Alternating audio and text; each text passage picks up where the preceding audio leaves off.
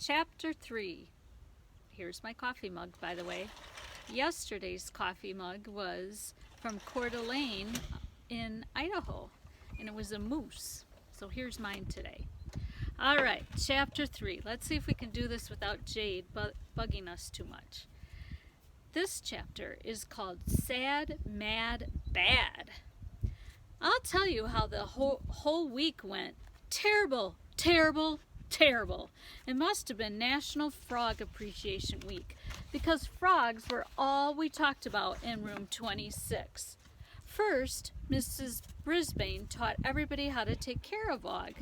The students gathered around as she put on rubber gloves, picked up the insect container, and sprinkled a few into Og's tank. She didn't seem too happy about the crickets, which turned out to be quite large and ugly. The way they leaped around the tank, no wonder Og went boing. "Did you see his tongue?" AJ bellowed. "It must have been a foot long." "Oh, he ate one," Heidi squealed. "Gross," said Seth as Og's tongue grabbed the rest of the crickets. "I want to pet him," said Mandy. Before anyone could stop her, she slid the top off the tank and reached down and picked up the big lump of frog. "No, Mandy," said Mrs. Brisbane, but it was too late. "He peed on me!"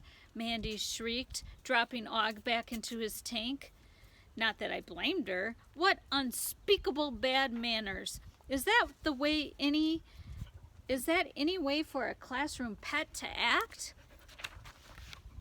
Hi, Jade. All right, get down. Seth jumped back, shaking his hands. "Ow!" Gail giggled, of course, as did everyone else. "Wash your hands with plenty of soap and hot water," Mrs. Brisbane told Mandy.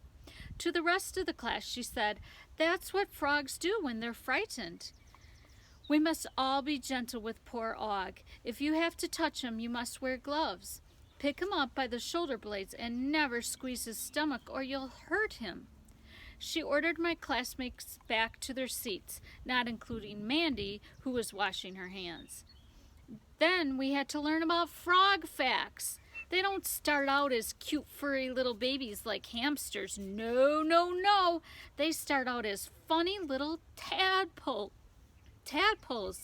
then grow into ugly-looking pollywogs and end up as big, lumpy frogs with bulgy eyes. For some strange reason, everyone was fascinated with frogs except Tabitha and me. She paid more attention to her stuffed bear than to anything else in class. I overheard Mandy complain to the other girls that Tabitha wasn't very friendly. I tried to get her to play at recess, but she wasn't interested in anything besides that old bear. She's a big baby. Saye murmured, "Maybe she's shy."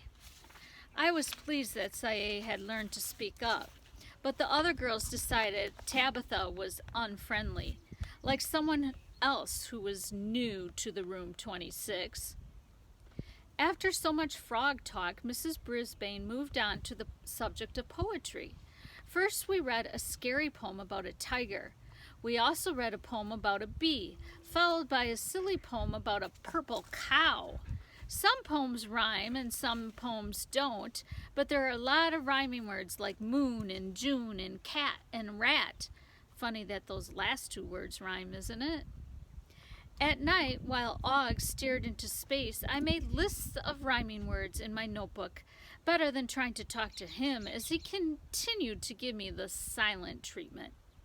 Jumpy, bumpy, grumpy, lumpy. Funny that those words rhyme too. After a few days spent reading poems, Mrs. Brisbane said it was time for us to write our own poems. There were louder groans than the first time she mentioned poetry. Mrs. Brisbane held up her hand, which meant everybody had to be quiet. All of this is in preparation for Valentine's Day, when our class will present a poetry festival for all the parents.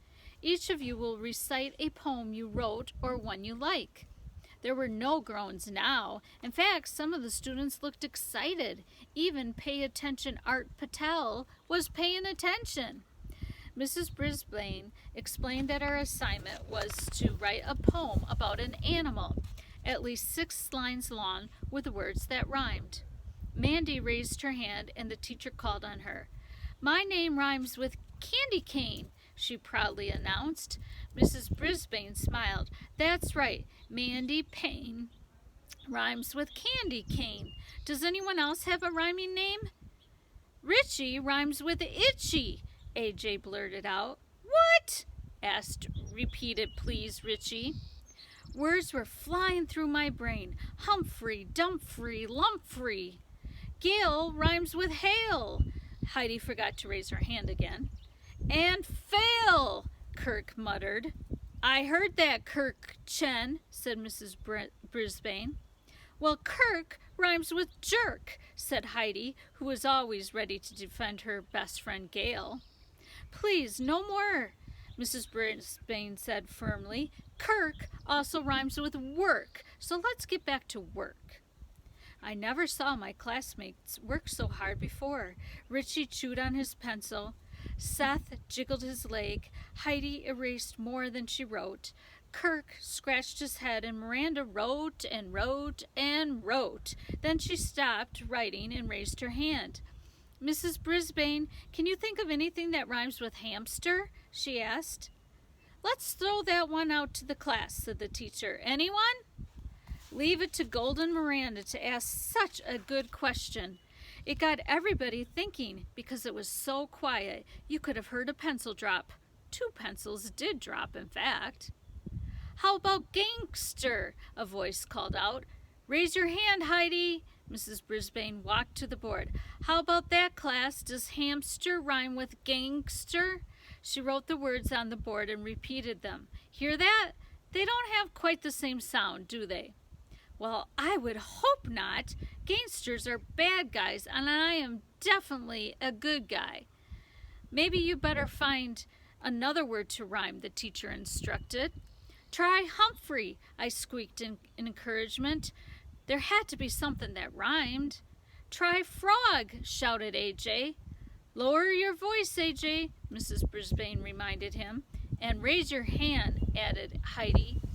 Mrs. Brisbane shook her head, then began to write words on the boards as my classmates shouted them out. Dog, fog, log, slog, clog, and more. Nothing rhymed with hamster, but everything rhymed with frog. How depressing. I wondered how many words rhyme with sad, like mad and bad.